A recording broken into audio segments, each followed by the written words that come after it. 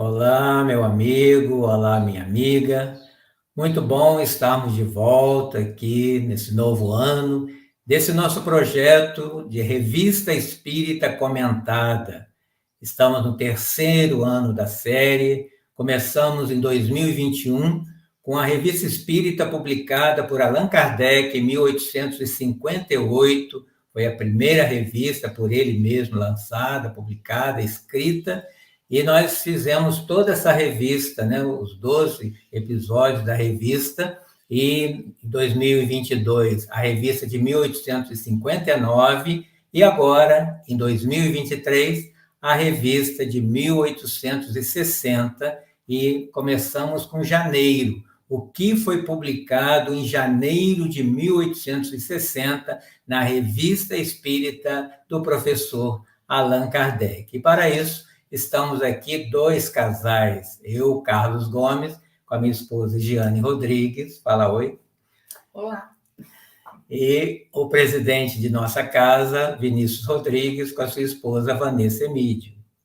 Olá. Olá, pessoal. Então, como sempre fazemos, vamos começar com uma prece, trazendo também o nosso amigo Jesus. Por favor, Vinícius.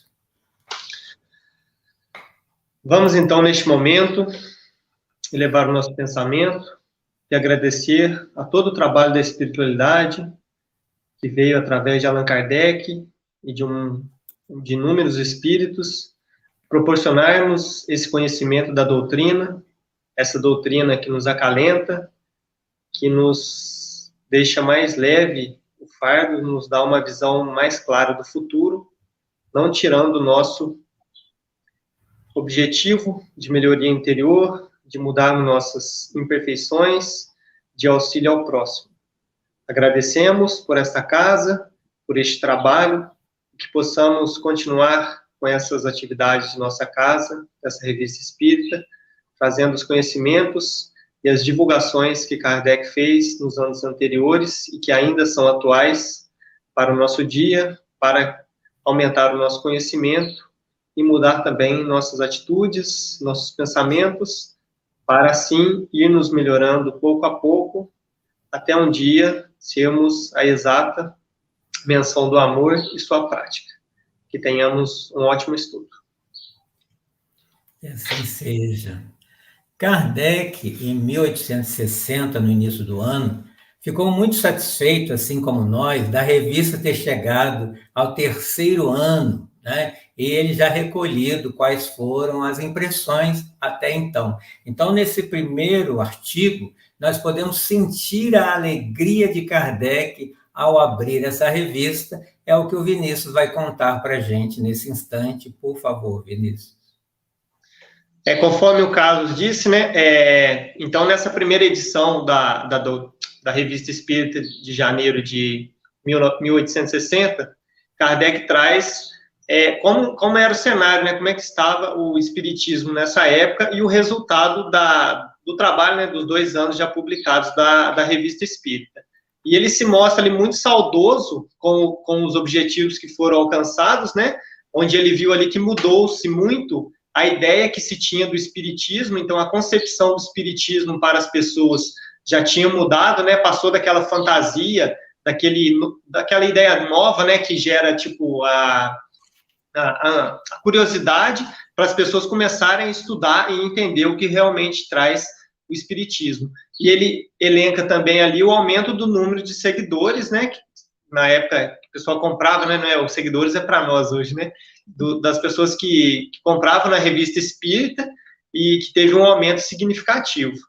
E ele começa também agradecendo, né, aos eleitores pelo envio das cartas, né, porque hoje em dia a gente já tem isso de maneira virtual, tudo mais fácil, mas antigamente era tudo manuscrito, né, então chegavam as cartas para ele tinha que ler todas, e até ele relata aqui que ele pede desculpa e não dava conta de responder todas, mas que ele se sentia fortalecido de continuar o trabalho, que o trabalho por si só já era gratificante pelo resultado, mas que com o incentivo, com o elogio que ele recebia, isso motivava ainda mais ele a dar continuidade ao trabalho.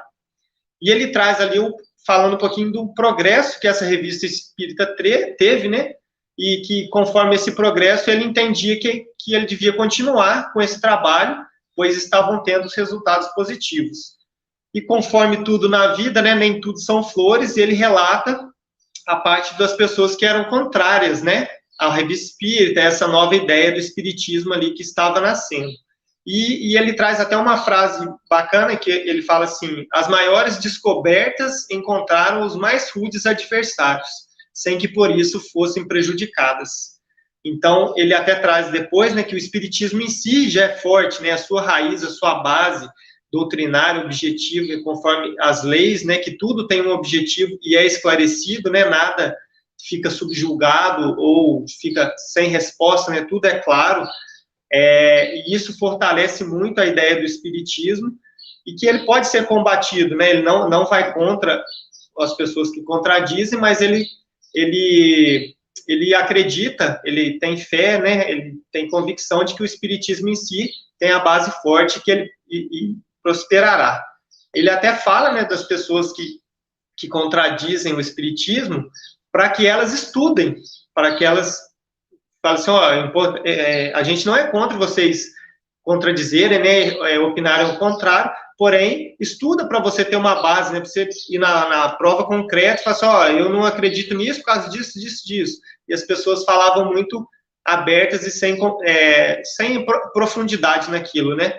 Ele até dá um exemplo, tipo assim, nossa, como é que você vai criticar uma ópera se você não sabe uma nota musical, né? Se você não tem a base ali do princípio, como é que você quer criticar alguma coisa? E ele até fala depois que essas críticas, ao invés de atrapalharem o espiritismo e até a revista espírita, elas acabaram tendo um resultado de propaganda, que nos meses em que ele deu respostas a algumas críticas, né, que não eram todos que eles respondiam, ou críticas ou algumas contradições, né, que ele rebatia, essas revistas tiveram um aumento de venda. Então, que essas opiniões contrárias acabavam ajudando o espiritismo, conforme ocorreu até no início, né, onde foram ali queimados alguns livros espíritas, né, no Alto de Fé de Barcelona, que a igreja queria ali suprimir, né, que as pessoas não tivessem conhecimento, e isso gerou curiosidade das pessoas, tipo, por que a gente não pode ter acesso a esse conhecimento, gerando assim ainda mais, indo ao contrário do objetivo, né, que seria de restringir, acabou propagando mais. E no fim, né, ele fala que o espiritismo em si, ele é muito forte porque ele toca na questão mais vital da vida, que é o que o ser humano normalmente procura, que é a felicidade do homem. Então o espiritismo fala, né, de como encontrar a felicidade, do que seria a felicidade, e até futura, né? Desvenda um pouquinho do que tem no futuro e nos traz que a felicidade depende de nós, né? Do nosso livre-arbítrio, da nossa atitude hoje, e não conforme as outras crenças tinham naquela época, né? De deixar alguma coisa mais aberta, sem uma resposta concreta. E que ele até fala aqui, né? Que no futuro, esses detratores, né, essas pessoas que eram contrárias ao espiritismo, eles não vão ter mais meios de contradizer de forma lógica e se verão forçados a calar ou abrir os olhos a essa nova luz que vem nos trazer, que é o espiritismo. Resumidamente, né, que é o objetivo da nossa revista espírita aqui, é isso que ele trouxe, mas tem mais conteúdo lá, até muito mais construtivo do que essa síntese que eu trouxe. Inclusive, o objetivo, né, desse nosso projeto é estimular, né, a leitura da revista, né, que tem muito assunto bom, é só mesmo um trailer, né? Então, é interessante, né, o que o Vinícius traz, né, da abertura dessa revista por Allan Kardec, porque quem assistiu o filme, né, sobre Allan Kardec, lá tem uma cena que aparece as cartas chegando, né, todos os dias lá, pacotes de cartas, né, que ele vai recebendo, e aí, não tendo tempo de responder, ele responde coletivamente, utilizando-se da revista espírita, né, que era mensal. Né? E quando ele fala sobre o espiritismo, né, a gente percebe a alegria dele de ver que o espiritismo, a doutrina, a revista, tudo que é publicado, né, os livros que estavam sendo publicados, estavam fazendo as pessoas pensarem, né, realizarem a reflexão a respeito da vida. E isso é muito bom. E eu percebo aqui também, Kardec meio boca dura, na hora que ele fala para os detratores, né? Você é contra, apresente uma coisa melhor, né? Qual é a alternativa, então, já que o Espiritismo, né, não está satisfazendo a esses interesses, o que você tem a apresentar? Né? Então, é como se ele estivesse desafiando, né, os próprios detratores. Então, veja que ele era firme, né? Dá uma dica, né, de como impor, né, ou achar algo melhor, né, mais convicto, né? E pensar que até hoje, né, passados mais de 100 anos, ainda temos, né, esses mesmos detratores que não apresentam alternativa e nem estudam, como ele falou, né? Vai estudar o Espiritismo antes de criticar, né? Então está valendo até hoje, né? Então começamos bem falando da revista e vamos falar agora do segundo artigo, lembrando que o professor Allan Kardec, ele estudou o magnetismo, né, que era bastante conhecido à época, por mais de 30 anos. E nesse artigo ele vai colocar o nome, né? O magnetismo perante a academia, né? Academia de Ciências. Então ele diz que o magnetismo já começava a ser aceito na academia, e isso levou mais de 20 anos, só que não com o nome de magnetismo, mas com o nome de hipnotismo, né? Seria a mesma coisa, mas com outro nome. Né? E ele ainda diz, né, que o hipnotismo, né, ou o magnetismo, ele entrou, mas que não podia dar muitos detalhes, né? Porque se ele falasse ali em passe, né, falasse de sonambulismo provocado, né, da visão à distância, de êxtase, ele teria sido barrado à porta e não lhe deixaria eu entrar, né, numa academia onde a ciência dava, né, o último tom, né, a última resposta para o que seria a verdade. Então, didaticamente, o professor Allan Kardec vai escrever uma historieta, né, fazendo uma analogia para levar as pessoas a pensarem, como se elas estivessem ainda na Grécia Antiga, né, e o magnetismo seria um filho, né, como aquela época tinha, né, um filho de um deus com uma mortal, ele seria o filho da natureza, né, e ele faria concorrência com outro deus, o deus da medicina, que é o Esculápio. Não por acaso os médicos antes eram chamados de Esculápio. Né? Então, ele conta nessa história que esse magnetismo, filho da natureza, iria caminhar pela Terra, né, fazer uma peregrinação, ensinando aos homens a arte de curar. Né? Mas curar agora por outros meios, né? Meios novos, né? Atuais, né? E apresentando ainda as maravilhas que antes eram um mistério, que só aconteciam para os iniciados, né? Nos templos, das civilizações mais antigas, das religiões antigas, e por ele estar, né, distribuindo, compartilhando esse conhecimento, ele teria sido perseguido não só pelos deuses, né, os deuses do Olimpo, os deuses gregos, mas também estava sendo maltratado pelos homens, né, os homens da Terra. E aí ele continua a história dizendo que esse magnetismo, ele teve um filho, e ele deu o nome a esse filho de hipnotismo, né? Então, esse filho, né, que foi ali escondido, né, exilado com ele, foi aprendendo com ele a arte, né, de curar. Né? E quando ele estava adulto, formado, o seu pai pede que ele vá, então, se apresentar ao templo lá no Olimpo, né? Mas que não dissesse que era seu filho. E que o Esculápio ia lhe apresentar aos demais deuses. E o menino fica assustado, né, com esse pedido e fala, mas como, meu pai? Se foi justamente esse Esculápio que te expulsou de lá. Né? E aí, tranquilamente, o magnetismo diz a ele, se acontecer isso, é só você voltar para mim e nós continuaremos, né, nossa obra de beneficência entre os homens, né, auxiliando e curando os homens. O menino, meio assustado, obedeceu, né, e timidamente foi até lá o Monte Olimpo, e por quem que ele foi recebido? Pelo próprio Esculápio, né, que lhe dá a mão, o recebe e o introduz ao palácio.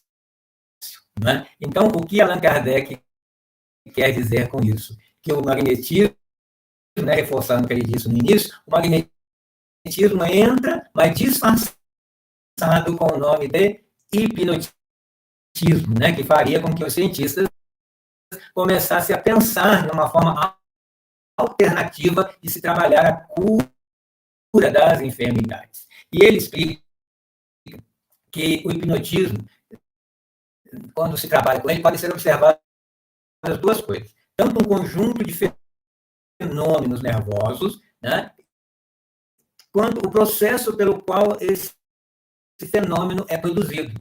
E uma das formas que ele relata é colocar um objeto brilhante, né, aqui bem diante dos olhos, na base do nariz, né, onde não se consegue olhá-lo, mas na hora que vai se tentar olhar, começa a se envergar, né, o olho para dentro, depois a pupila se contrai, depois ela se dilata e começa um processo cataléptico.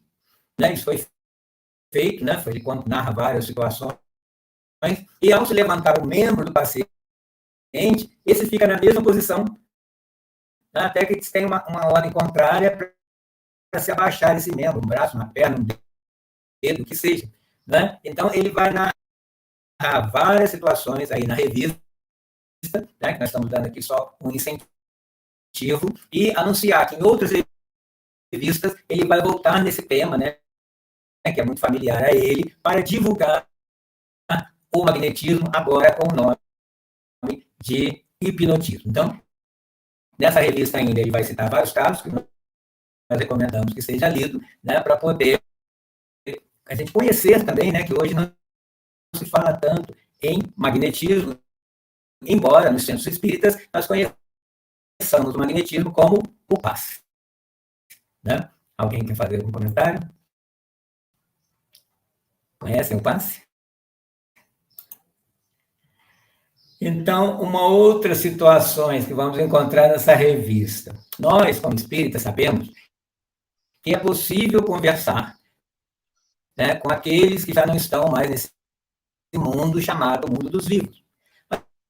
Às vezes as pessoas nos perguntam, é possível conversar com o espírito de alguém que ainda esteja encarnado? Vamos ver se a Vanessa tem essa resposta para a gente. Acho que eu tenho, sim. Esse próximo artigo chama-se O Espírito de um Lado, o Corpo do Outro. E o subtítulo dele é Conversa com o Espírito de uma Pessoa Viva.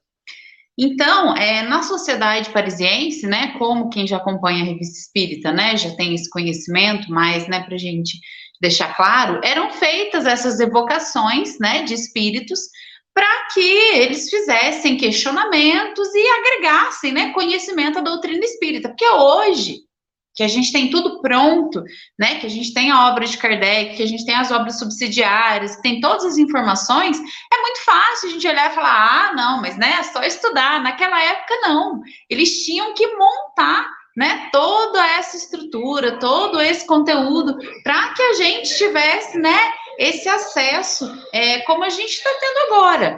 Então, eles precisavam, né? Precisavam consultar os espíritos, precisavam perguntar, precisavam testar. Foi a época do fenômeno, né? Que o fenômeno aparecia, era muito visível e era necessário para que houvesse, né, uma propagação do espiritismo. E aí eles recebem uma carta, né, de um homem, e ele pede, ele se propõe a ser evocado enquanto ele está dormindo, né? Ele fala que é para evocar, coloca lá o dia, né? A hora que ele vai estar dormindo, porque ele está acamado, né? Ele está passando por um período de enfermidade, e aí ele pede para ser evocado.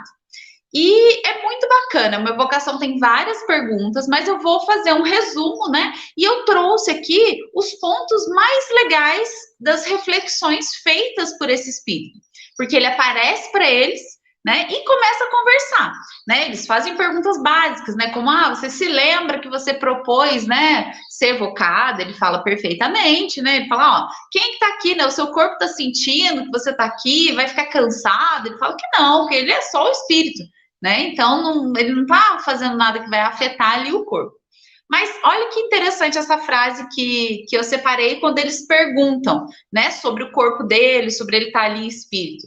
ele responde assim, ó, neste momento, meu corpo não me é senão um acessório.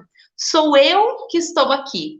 Olha que bacana, né? Que definição, né? Porque a gente não tem essa noção. A gente se entende como o nosso corpo. Quem é você? Você pensa na sua figura corpo, né? Você pensa em você, na sua imagem refletida do espelho. Mas em espírito, aquela pessoa tinha plena consciência de que o corpo era só um acessório. E quem era ele, era quem estava ali. Quanto conhecimento nessa resposta, hein? Sim, só uma resposta, né? E é muito profundo isso, e a gente consegue imaginar um pouquinho, né, do que será que é essa liberdade espiritual, quando a gente está só espírito, né, só espírito e perispírito, sem o corpo físico. E é até interessante que quanto mais eles vão fazendo, ele tinha deixado perguntas para serem feitas para ele, né, ele montou um roteirinho e falou, ó, vocês fazem essas perguntas aqui e tal, e ele deixou algumas perguntas que na hora de responder ele falava assim, que não ia responder. Ele fala, e aí eles perguntam, mas você se arrependeu, né, de ter feito essas perguntas? Ele fala assim, como espírito, sim. Ou seja, ele encarnado, né, queria saber aquelas coisas, mas ele como espírito, tendo mais consciência, fora da influência da matéria, achava bobeira, né? Ficou até meio, você via na fala dele que ele ficou até meio envergonhado, né? Do tipo, não acredito que eu fiz essa pergunta. Então, a gente vê, né, como é diferente, é muito interessante a gente ver como é diferente. Olha outra coisa que legal, que dá pra gente refletir, né?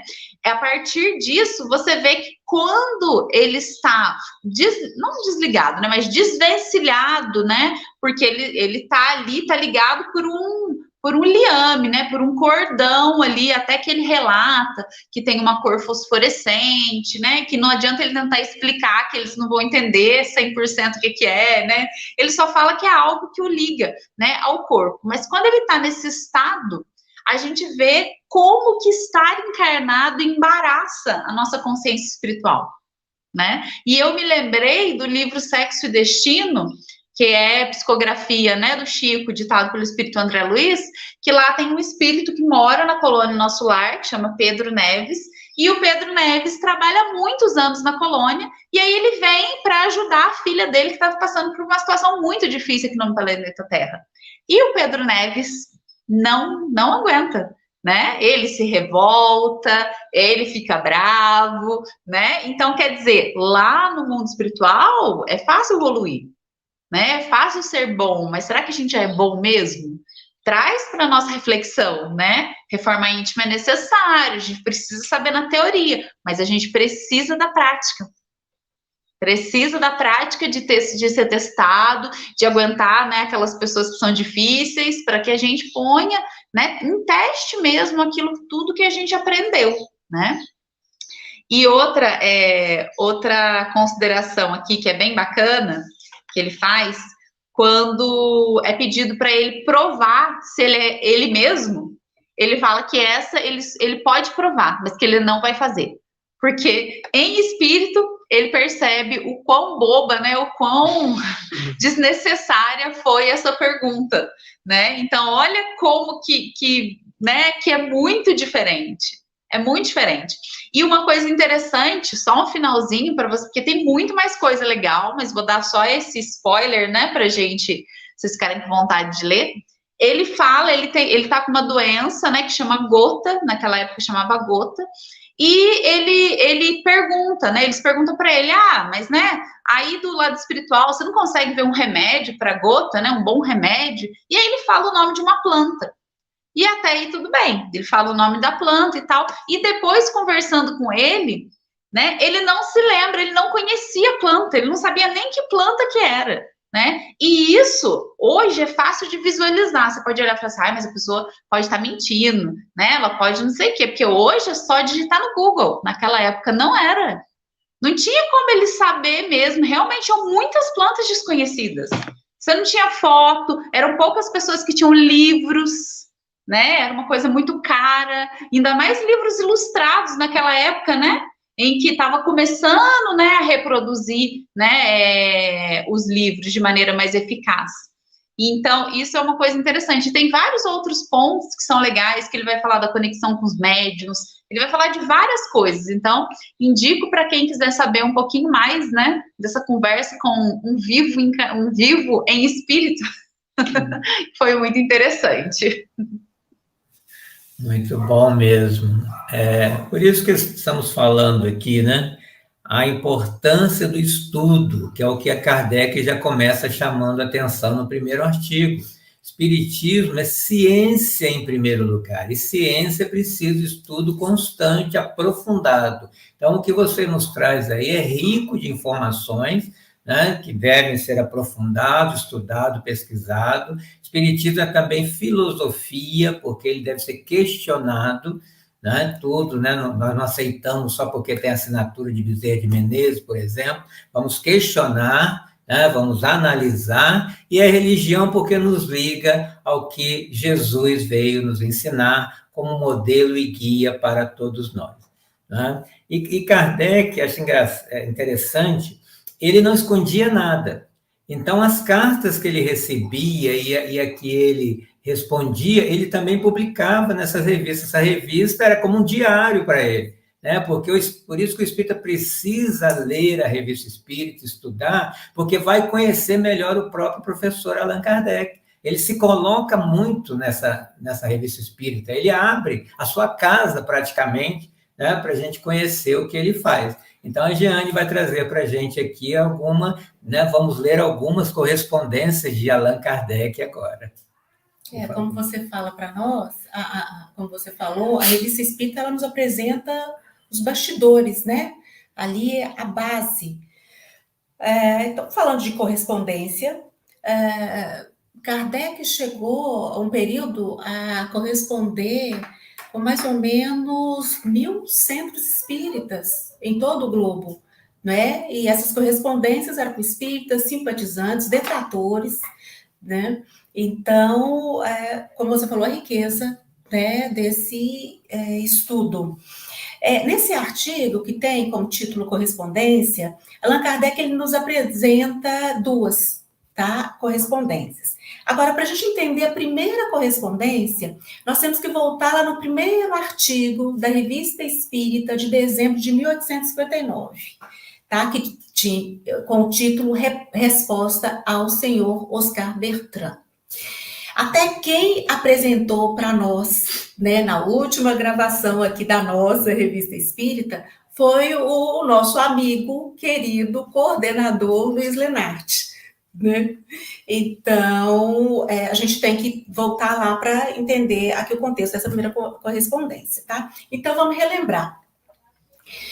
O senhor Oscar Bertrand, ele, né, o Vinícius já falou para nós aí sobre os detratores, né, do espiritismo, e o doutor Oscar Bertrand, ele era contrário às ideias espíritas. Então, ele escreveu uma revista francesa, 11 colunas, só críticas duras, mal educadas, sarcásticas em relação ao espiritismo e em relação a Allan Kardec. O que ele falou em relação a Allan Kardec relevou, tá? Mas o que ele falou quanto à doutrina espírita, Allan Kardec respondeu. E essa resposta está lá. Nós sabemos, né, que respondeu de forma educada, polida, mas assertivo, né?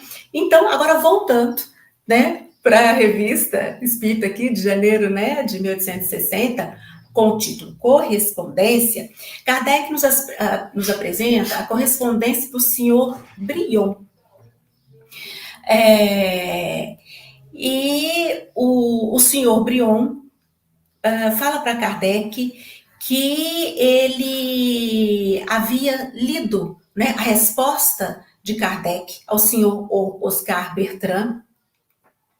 E o senhor Brion, ele diz que parabeniza Kardec, só que o senhor Brion, ele mesmo fala para Kardec que ele é um espírita muito ardente, então que ele não podia deixar de responder também ao senhor Oscar Bertrand. E o senhor Oscar Bertrand, ele cita também o senhor Brion, né, no artigo que ele escreve na revista, né, ele incomodado lá com o espiritismo. Então, o senhor Brion também envia para Kardec a resposta que ele havia dado para o senhor Oscar Bertrand, né? E quando a gente lê, a gente vê que essa mensagem do senhor Brion, ela confirma, endossa o que o Kardec tinha respondido e ainda complementa, não é? Só que a gente vê que que o senhor Brion realmente ele tinha uma personalidade um pouco mais forte, Kardec, né? Ele foi assim um pouco incisivo, né? Às vezes até um pouco sem educação.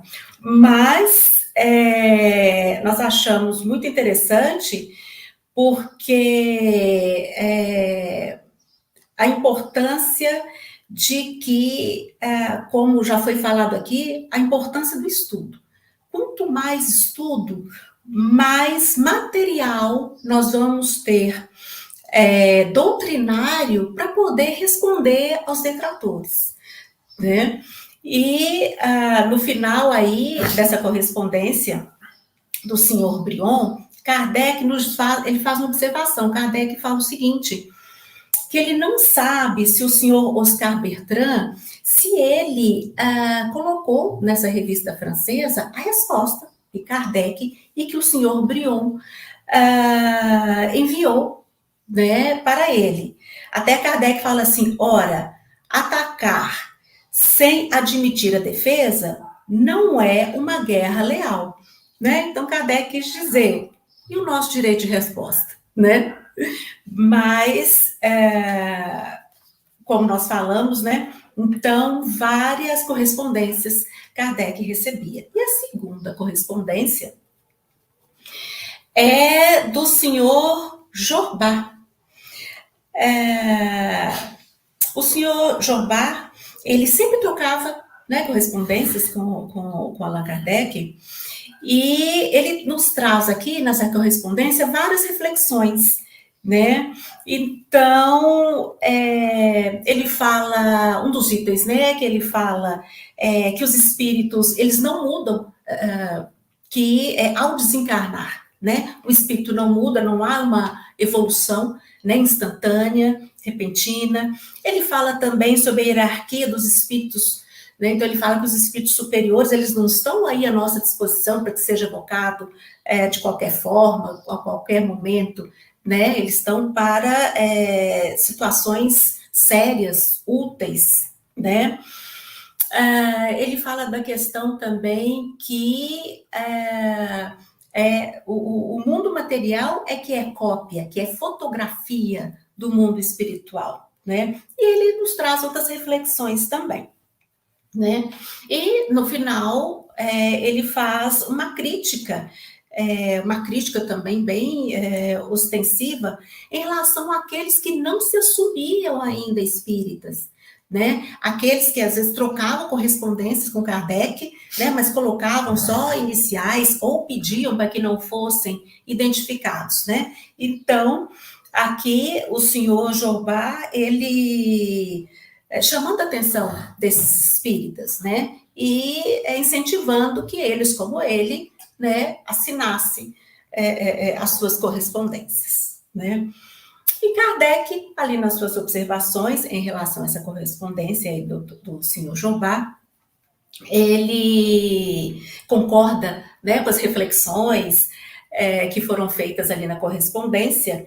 Ele só chama a atenção, não chama a atenção de uma forma educada, caridosa, pela questão de que alguns espíritas ainda não estavam prontos, né? Então, a importância de respeitarmos o tempo de cada um, né? E nessas questões aí das correspondências, Kardec só divulgava o nome após a pessoa permitir. Quando não permitia, ele colocava só as iniciais, né? Então, a gente vê várias correspondências, né?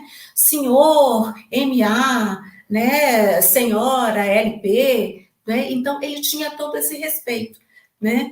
E ele chamando atenção nessa observação, né? Para nós, primeiro para o senhor Jobard, né? Que ele responde, e para nós também, né? Essa questão da gente ter a paciência, o respeito e a esperança, que na hora, né, as pessoas vão se revelando ou se assumindo espíritos, né? Isso aqui foi no meados do século XIX, né? Nós estamos aí no começo do século XXI. Cada vez as pessoas ficando mais à vontade, né, para se assumirem espíritas.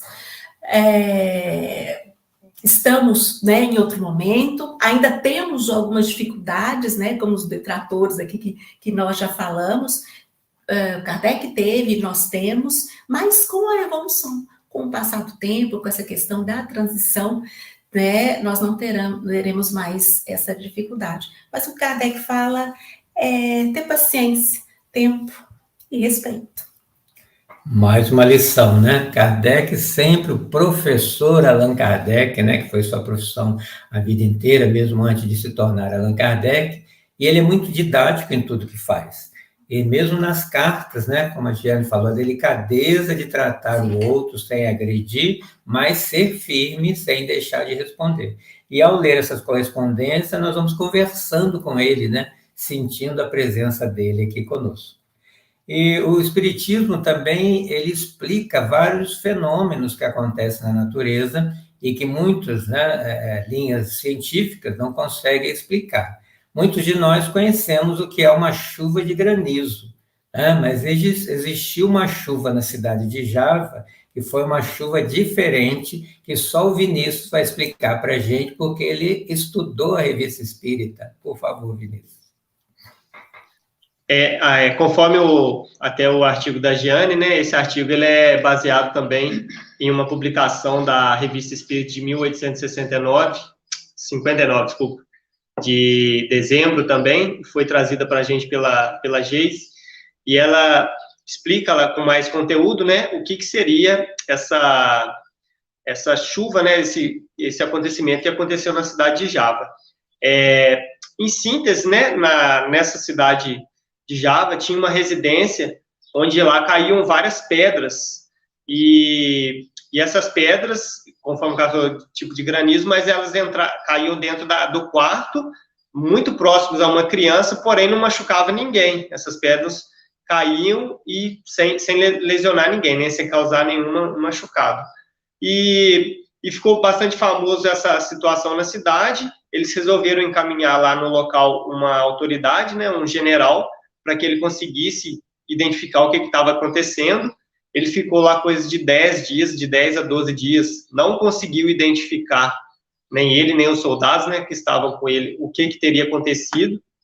Tomou como procedimento até pegar algumas dessas pedras que caíram lá dentro da casa, guardar num cesto, e até depois ele vai trazer que essas pedras, né, acabaram sendo usadas aí como amuletos, ou então até para fazer remédio, que seriam pedras de origem vulcânica, né, e acabou que não conseguiu se identificar qual seria o motivo real, né, até naquela época não tinha o espiritismo ainda para explicar, e resolveram ali por demolir a casa para acabar com o problema, né, e aí esse daí foi a síntese da Revista Espírita de dezembro. E o senhor Jobard, como a Giane nos trouxe, ele também traz mais uma, né, carta a Kardec, falando que ele conheceu esse general no ano de 1817, onde ele teria emprestado uma pistola para ele e participado do primeiro duelo. E fala até o nome do general, General Michaels, da cidade de Maastricht.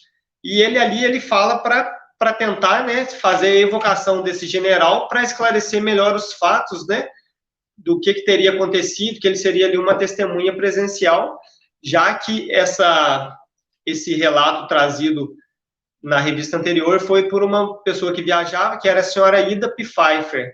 Então, ele queria ali mais concretizar, né, a veracidade dos fatos. E Kardec responde para ele que ele acreditou, né, no relato trazido pela Ida Pfeiffer, mas que era de muita importância também essa afirmativa, né, de que realmente esse general que estava lá realmente teria participado do fato, tudo, mas ele acaba não falando se foi feito, e nessa publicação não foi realizada a evocação desse general. E sobre o fenômeno, Kardec fala ali que muitos céticos, né, trariam ali como uma questão natural, né, de talvez uma erupção vulcânica onde seriam expelidas pedras, até alguma chuva semelhante de granizo, porém, se fosse desse jeito, as pedras não cairiam no interior da casa, porque eles falam lá que caíam muito próximo do teto e ia surgindo próximo ao chão, não danificando nada e nem machucando as pessoas que ali estavam. E muitas pessoas acreditariam nisso, né? Só que, porém, o Espiritismo nos traz que existem outras questões até fluídicas, né, magnéticas, conforme o Carlos trouxe, e nesse artigo em si não explica, e Kardec introduz, né, fala que seria explicado isso em outra revista, que já foi publicado, que teria um complemento, que foi a revista de agosto de 1859, com o título Mobiliário de Além-Túmulo. Então, ele só traz mais ali falando que isso não era de questão natural, né, devido à parte da casa, que essa pedra não teria como entrar lá se fosse natural, teria danificado o teto, tudo, e machucado as pessoas que estavam no interior. Então, veio mais para complementar a publicação que ocorreu em dezembro, né, de 1859, trazendo um pouquinho do que o Espiritismo acredita, não sendo ali um fenômeno natural. E é interessante também, quando se relatam esses fatos, que nós temos que nos lembrar que o segundo livro, né, codificado por Allan Kardec, se chama O Livro dos Médiuns, em 1861, e lá tem um capítulo dizendo sobre os fenômenos físicos, onde ele vai explicar, né, a possibilidade, como acontece. Depois, em 1868, ele vai publicar a Gênese, que continua a explicação científica, né, que é possível acontecer e como acontece, sempre lembrando que o Espiritismo é ciência espírita, do espírito e de suas manifestações. E na Sociedade Parisiense de Estudos Espíritas, o primeiro centro espírita do mundo, né, que foi criado por Allan Kardec e sua esposa, Amélie Gabrielle Boudet, eles faziam reuniões onde os espíritos, né, traziam alguma comunicação, e houve um espírito que estava ali, a sua família presente, e ele veio dar alguns conselhos. E aí eu pergunto a Vanessa, passados 163 anos, esses conselhos ainda são atuais para nós? O que você tem a dizer sobre isso? Olha, Carlos, e como? Esse artigo é bem bacana, né? Se chama Conselhos de Família, e ele vem desse cenário, né, que o Carlos colocou para vocês. Até ele fala que tem um artigo parecido na revista de 59, no mês de setembro, que chama Uma Família Espírita. Então, para quem gostar desse estilo, né, de artigo, que é mais no estilo mensagem, né, olha, né, a nossa publicação, nosso vídeo, né, de setembro, ou vai, né, na revista e lê o mês de setembro de 59, que tem um artigo bem parecido também. Ele fala um pouco das características, né, eles entendem que é um espírito, né, familiar, ali no caso, protetor daquela família, por conta da doçura do estilo, né, da profundeza dos pensamentos, né, e da delicadeza na fala ali. Antes da gente falar um pouquinho do que eu destaquei, né, de mensagem, de lição, né, de cada mensagem desse espírito, uma coisa que é muito importante a gente lembrar. Às vezes a gente tem uma imagem da nossa existência como se a nossa família estivesse ao léu, como se tudo de ruim acontece aqui e ninguém está olhando por nós, né? Deus olha por nós, mas mais próximo ainda, um espírito cuida da nossa família, um espírito mentor cuida de cada um de nós, né? E a gente muitas vezes não pensa, não lembra disso, né, nas dificuldades da vida, e a gente precisa se atentar mais, né, para esse detalhe, para essas questões, né? Nós nunca estamos sozinhos. Para que a gente renascesse, espíritos tiveram que nos aceitar, né, como pais, espíritos tiveram que nos aceitar como irmãos, Outros, né, tiveram que se comprometer em cruzar o nosso caminho durante a nossa existência. Outros, às vezes, até se comprometeram em nos reencontrar, formar famílias, né, assumir outros compromissos. Então, cada esfera da nossa vida foi planejada. E se ela foi planejada, ela contou com o auxílio de espíritos que nos amavam, né? E a gente esquece disso no meio das dificuldades. Então, é importante, as lições deles são importantes para a gente lembrar disso. Então, nas mensagens, separei alguns trechos que são legais. Tem uma mensagem, né, a segunda mensagem, que ele dá um conselho sobre saber se um pensamento é bom ou mal. E ele faz uma analogia, ele fala assim, olha, quando algo é bom, você pode contar para qualquer pessoa. Quando algo é ruim sobre você, você conta para poucas pessoas. Então, quando você tiver um pensamento, se você puder falar ele para todo mundo e não tiver nenhum prejuízo, ninguém, né, for ficar ofendido, você não for se sentir envergonhado, é um pensamento bom. Agora, se o que você está pensando não pode ser dito para todo mundo que está ao redor, é um pensamento mau. É melhor deixar esse pensamento, né, e renovar a sua frequência vibratória. Eu achei muito legal, porque é a prática. É a prática pra gente, porque às vezes a gente fica perdido, né? Como eu sei se estou fazendo bem, se estou fazendo mal? Olha ao seu redor.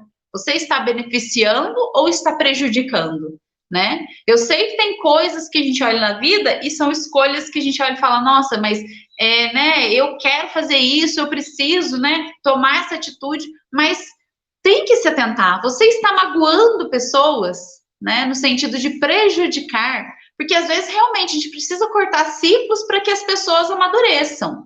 Mas a gente não faz isso com a intenção de prejudicar. A gente faz isso com a intenção de ajudar, né? E aí a gente dá todo um amparo, mesmo quebrando ciclos, né? Então, acho que é uma régua bem bacana, né? Que ele colocou pra gente.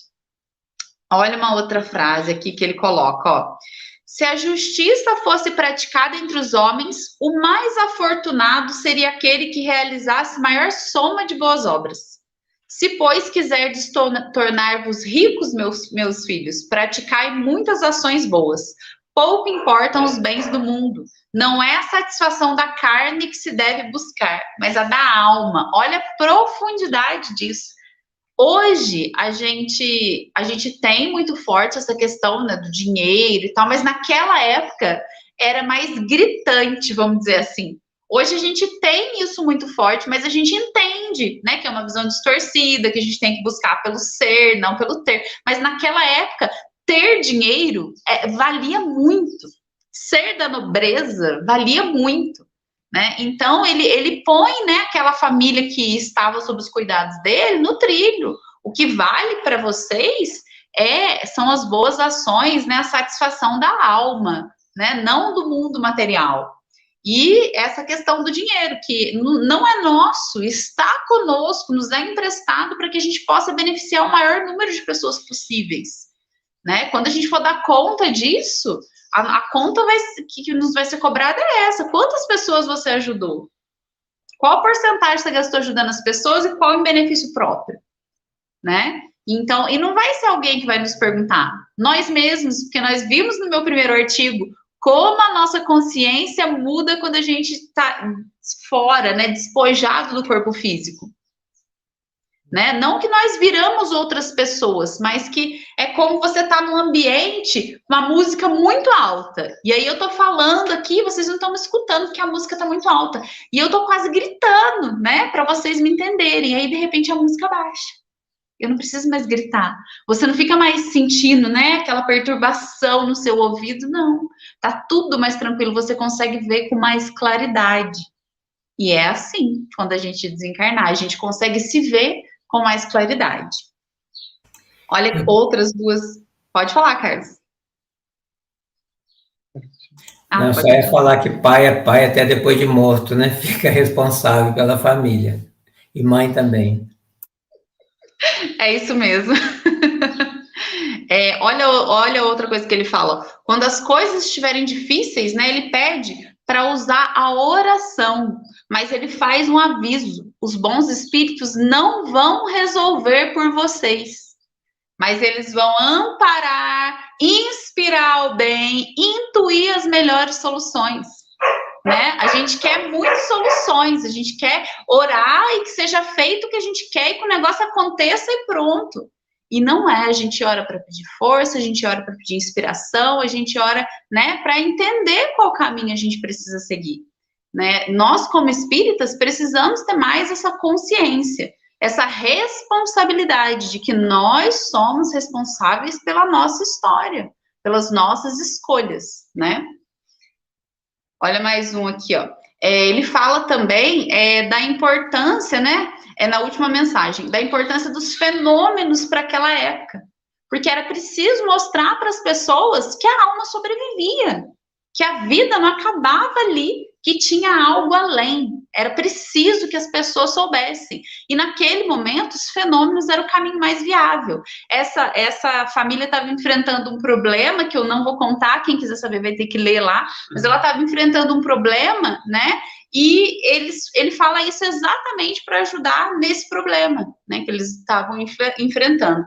E uma comparação muito bacana que ele faz, ele transforma, ele fala da morte, né, que a gente deveria encarar a morte de outra maneira, que a morte não deveria ser vista como é. E aí ele compara a morte com a transformação da lagarta em borboleta, né? Quando ela vira uma crisálida para ela sair borboleta, a crisálida é como o momento da morte. Quando ela vira borboleta, né, é o espírito.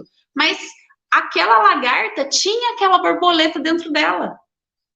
Ela não virou outra coisa. Estava ali, a lagarta não conseguia ver a borboleta, mas a borboleta estava ali, né? Então, é muito bacana. E aí a gente fecha, né, com a seguinte pergunta, seguinte reflexão. Ele deu muitos conselhos, nós temos ótimos conselhos, mas estamos escolhendo ouvir e refletir e mudar a nossa atitude? Tá aí um outro artigo para ser estudado mais do que lido, né? Também com bastante profundidade. Muito bem, estamos caminhando para o final, e no final de cada reunião da Sociedade Parisiense de Estudos Espíritas, eles escreviam, né, o que tinha acontecido como uma ata, né, da reunião. Como eu falei, o Kardec não escondia nada, né, até para que as pessoas soubessem o que estava acontecendo ali. E o final dessa revista de janeiro, ele publica os boletins do mês, e a Giane traz alguns aqui para a gente. Isso, como você falou aí, é publicado regularmente, né, o relato das sessões da Sociedade Parisiense de Estudos Espíritas. E para que os residentes fora de Paris e os membros correspondentes poderiam acompanhar os trabalhos da sociedade, né? Esses boletins começaram a ser publicados na Revista Espírita a partir de agosto de 1859, né? Sempre sobre o mês anterior, sobre as sessões que eram particulares e eram também públicas, né? Aqui, nesse boletim de janeiro de 1860, foram relatados 4 sessões, né? Sobre 4 sessões, 2 particulares e 2 públicas, né? Sessão de 2 de dezembro de 1859, 9 de dezembro de 1859, 16 de dezembro de 1859 e 23 de dezembro de 1859, né? E o que tinha nessas atas, né? Então, tinha admissões de novos membros, né? Ali eram registrados, comunicações diversas, estudos de casos, comunicações, leituras de notícias, né? Então, nós vemos aí a importância desses boletins, né? Para a questão de registro, né? Tanto é que hoje nós temos acesso, né? Questão de organização, e Kardec gostava de tudo às claras, né? Ele trabalhava com transparência, e hoje nós temos algumas mudanças nessas questões, né? Nós temos que ter, né, reuniões de preferências mensais, né, administrativas nas casas espíritas, para avaliar o andamento do trabalho, para ter esses registros, né? uma das diferenças que nós temos no caso das evocações, das comunicações espíritas, aí nós temos reuniões separadas, né, que seriam as reuniões mediúnicas, mas a importância para que a gente tenha esses registros, né, para a organização da casa espírita, para traçar novos caminhos, né, porque a gente não pode esquecer que evolução é para todos e para tudo. Então, cada vez o nosso trabalho tem que estar mais organizado, mais estruturado, né, mais transparente, né, para que a gente tenha apoio e proteção da espiritualidade superior, né, e para honrar todo o trabalho que Allan Kardec fez aí, preparou para que a gente continue. A responsabilidade de continuar é nossa, né? E aí nós vamos vendo, né, todos os meses, os boletins informativos, né, sobre o mês anterior. E assim concluímos a revista de janeiro de 1860. Veja que em 1 hora nós lemos a revista de um mês, né? É possível, é só querer, é só começar. Agradeço a Giane pela colaboração, ao Vinícius e a Vanessa também está na parte técnica, né? Então agradecemos, foi muito agradável, né, conversar sobre a Revista Espírita, agradecemos a sua presença, que está nos honrando aqui no nosso canal, do Núcleo Espírita Fraternidade e Amor, e você tenha se sentido motivado, né, a ler essa revista. Agradecemos também ao nosso amigo Luiz Lenarte, que é o idealizador desse projeto, né, sempre conosco, hoje não pôde estar presente, e vamos agradecer a Jesus nesse instante, fechando os nossos olhos, abrindo o nosso coração. Agradecer, eu em especial quero agradecer por ter conhecido essa doutrina espírita nessa existência, os amigos, irmãos, né, que conheci nessa existência, irmãos de ideal, que caminhamos sempre em frente, em busca do autoconhecimento, da autorrealização, da plenitude em Jesus. Agradecer por Allan Kardec, por todo o sacrifício, por todo o tempo que ele se dedicou a nos deixar todo esse legado de luz, né, de conhecimento, de esclarecimento, em nome de Jesus. Obrigado, Senhor, que assim seja. Obrigado a todos e a todas.